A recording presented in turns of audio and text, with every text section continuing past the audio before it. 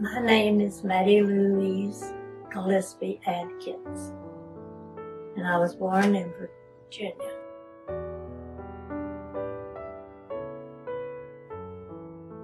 And my father worked in the coal mines, and my mother was a homemaker. But I didn't know my parents because my mother passed away when I was 5 months old, and my father didn't know what to do with the baby. Of course, he had a lot of brothers and sisters, but everyone he contacted, they had such families, large families of their own, they couldn't take another baby in. So my father put me in an orphanage in Kentucky when I was 3. That's what I was told. And I was there until I was almost 7. And my father took me out of that orphanage, and I lived with he and my aunt for a year. Then he took me to another orphanage in Greenville, Tennessee. Well, there was a railroad track behind the house, and it was a train would go pick up all the coal in coal cars and take it to the dump to dump it. So he always told me not to play on the track. Well, I heard other children up there playing. Nothing happened to them. So I decided, well, my aunt was getting groceries, my father was asleep, so I decided to go up and play on the track.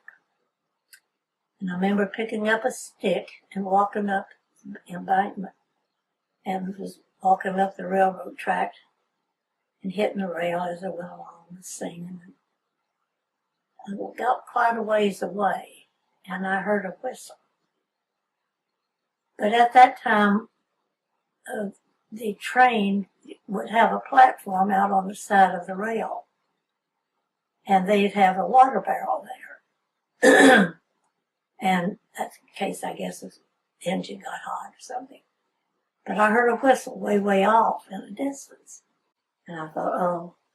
So I turned around and started back down the track from where I came from. And I was hurrying because the train was getting closer, and I knew he had 3 crossings he had to blow on, to get to where he has to dump. So I hurried, and the more I hurried, I could hear the train getting closer. And as it was getting real close, there was some man picked me up bodily and carried me to that platform where the water barrel was. And we were in the corner, and he put his arms around me real tight. Well, I could see the engine light, the headlight, and the whistle was blowing loud, and it kept blowing and blowing, and the train went by us. And he waved at that man that was holding me. He waved at him, and the man waved back. And I remember looking up at this man. I remember he had on blue bib overalls and a light blue shirt, and he had the most beautiful face, and was so gentle and so caring. I wasn't afraid of him, but I felt comfortable that he was helping me. But then after that caboose went by, I saw him wave at the conductor at the end of the train, and he was gone. And I looked around for him, and I was still over in the corner, but there was no man there with me. And I couldn't figure out where he went. And I still don't know, but I do know who he was. But he had the most beautiful face, and such a trusting face. And I knew that I could depend on him. I guess that's why I married a railroader. I think that's why I married a railroader. But I can't express to anybody to see. I mean, the shirt wasn't dirty, as I remember. But the face, oh. There's nobody got a face like that. It was such a beautiful face. But where did he go? He didn't get on the caboose. So I know where he went, back up to heaven. He saw that I was okay.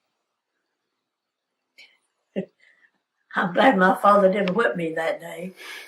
I deserved it. Are you still taping? Mm-hmm. Oh, Lord, I wouldn't have been talking like that. But I knew I shouldn't have been there.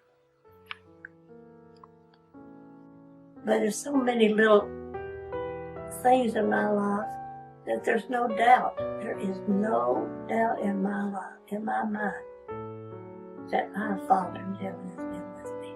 He's helped me through so much turmoil. So much turmoil. And He's still with me. He's still with me every day.